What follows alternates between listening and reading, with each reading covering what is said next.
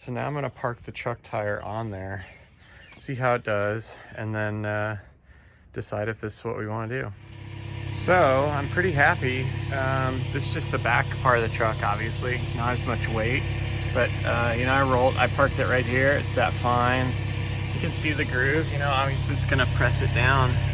What I really was looking for was just a nice fluid. I've seen a lot of people, they'll do this and then there's mud and dirt in there and it makes tracks and it's just a mess. So what I'm really hoping for, obviously it hasn't rained or anything, is it stays kind of clean like this.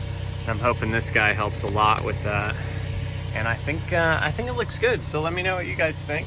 So here's the finished product. Hey everyone, meet Brandon here. So if you need some extra parking, I don't know if you can see in the background, but I made this gravel parking area. It was all mud and dirt. My wife would park her vehicle here, my truck would be over here, it would come out to about where I'm at, and she could not back out and turn, so she's doing this like 4-point turn thing.